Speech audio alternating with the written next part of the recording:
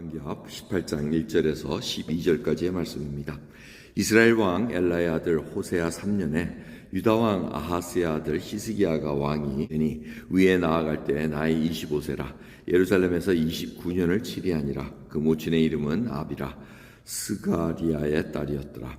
히스기야가 그 조상 다윗의 모든 행위와 같이 여호와 보시기에 정직히 행하여 여러 산당을 제하며 주상을 깨뜨리며 아세라 목상을 찍으며 모세가 만들었던 노뱀을 이스라엘 자손이 이때까지 향하여 분향함으로 그것을 부수고 느흐스단이라 일컬었더라. 히스기야가 이스라엘 하나님 여호와를 의지하였는데 그의 전후 유다 여러 왕 중에 그러한 자가 없었으니 곧 저가 여호와께 연합하여 떠나지 아니하고 여호와께서 모세에게 명하신 계명을 지켰더라. 여호와께서 저와 함께 하심에 저가 어디로 가든지 형통하였더라. 저가 아수르 왕을 배척하고 섬기지 아니하였고 블레셋 사람을 쳐서 가사와 그 사방에 이르고 망대에서부터 견고한 성까지 이르렀더라. 히스기야 왕 4년 곧 이스라엘 왕 엘라의 아들 호세아 7년에 아수르 왕 살마네셀이 사마리아로 올라와서 애워쌌더라. 3년 후에 그 성이 함락되니 곧 히스기야의 6년이요 이스라엘 왕 호세아의 9년이라. 사마리아가 함락되매 아수르 왕이 이스라엘을 사로잡아 아수르에게 이르러 할라와 고산 하볼 하숫가와 메대 사람의 여러 성읍에 두었으니 이는 저희가 그 하나님 여호와의 말씀을 준행치 아니하고 그 언약을 배반하고 여호와의 종 모세의 모든 명한 것을 거스려 듣지도 아니하며 행치도 아니하였음이었더라. 아멘. 18장 말씀에 이제 히스기야가 등장을 합니다. 그러면서 또 반복되는 말씀이 있습니다. 아수르에게 망한 얘기가 17장에 쭉 나왔었는데 또 18장 오늘 11절부터 이렇게 쭉 보면 또 다시 등장을 합니다. 그 이유를 오늘 이 말씀을 통해서 살펴볼 수가 있습니다. 그 이유는 히스기야 왕이 등장을 합니다. 그리고 히스기야 왕은 종교개혁을 한 유명한 왕입니다. 그리고 그 유다 왕국의 많은 왕들 중에 칭찬받은 왕 그리고 부정적인 언급이 없는 왕은 딱 두 왕이 있습니다. 바로 이 히스기야 왕하고 나중에 요시야라는 왕 어린아이가 왕이 돼가지고 또 이렇게 종교개혁을 합니다. 이게 두 왕만이 정말 칭찬을 받고 부정적인 언급이 없는 왕으로 등장합니다. 근데 히스기야가 하나님을 사랑했습니다. 그 열정이 끊어지질 않았습니다.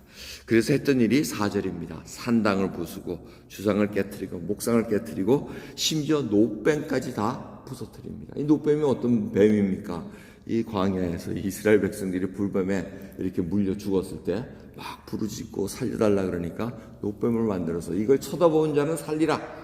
그게 바로 상징적인 말씀이었습니다. 예수 그리스도를 상징하면서 그를 믿는 자마다 살리라는 그 말씀처럼 노뱀을 쳐다보지 않은 자, 불뱀에 물리고 쳐다보지 않은 자는 살지 못했고 그 말씀에 의지해서 노뱀을 쳐다보면 살았습니다. 근데 노뱀에 무슨 힘이 나왔습니까? 그게 아니죠. 근데 사람들이 노뱀 자체를 우상시했다는 겁니다. 그 노뱀에게 분향하고 능력을 구했다는 것입니다. 이 히스기야 왕 그것도 다 부서뜨립니다. 야, 우리 같으면 문화재로 따지면 엄청난 가치가 있는 건데 그것도 과감히 제해버립니다.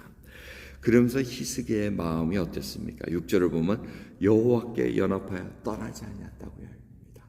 처음부터 가졌던 열정이 끊이질 않았습니다.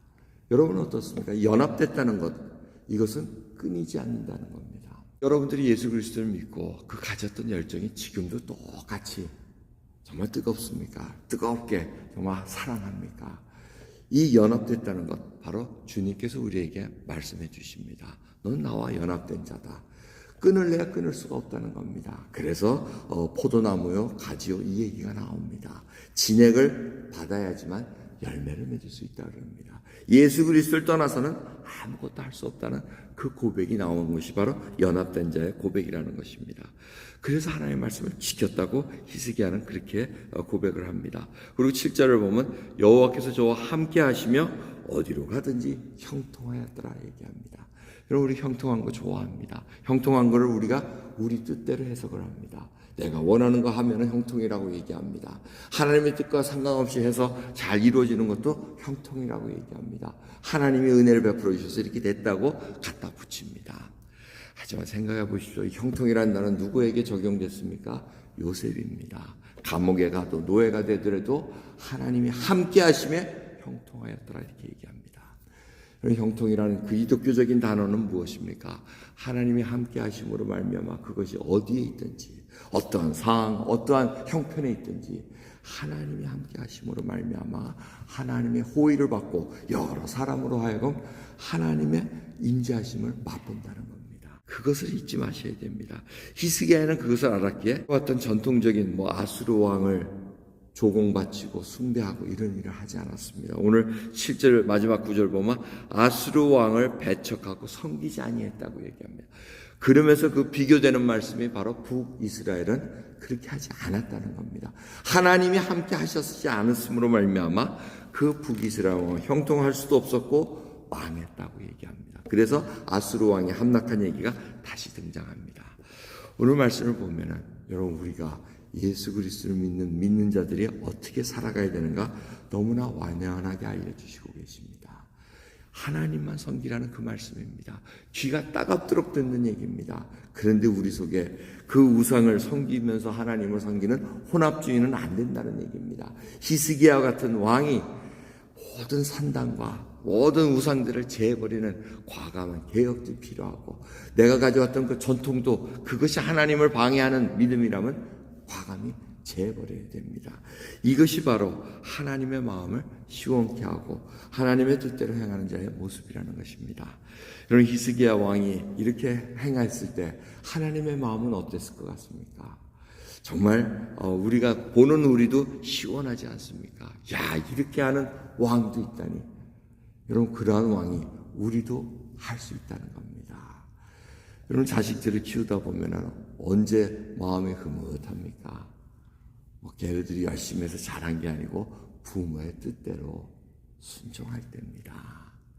여러분, 그들이 무슨 명예를 갖고 권력을 갖고 돈을 많이 벌고 이거 전혀 아닙니다. 그거 갖고 마음 뿌듯하면 자기가 벌써 우상을 섬기고 있다는 얘기입니다.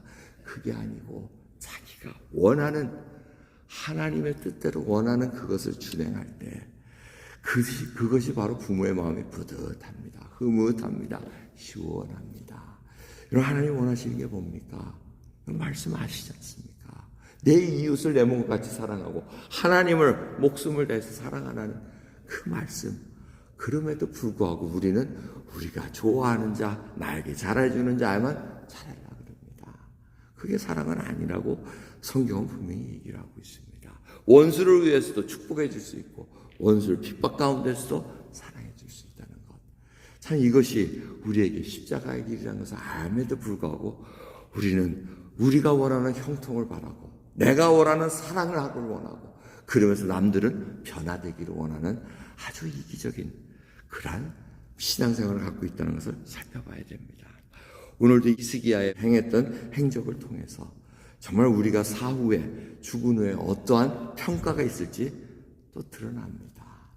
누구든지 죽습니다. 그리고 그 평가는 따르게 되어 있습니다. 여러분, 그 평가를 어떻게 받으실지 짐작을 하고 계십니까? 기도하겠습니다. 감사합니다. 오늘도 귀한 새벽 정말 저희들 믿음의 여정 속에서 오늘 하루를 맞이합니다.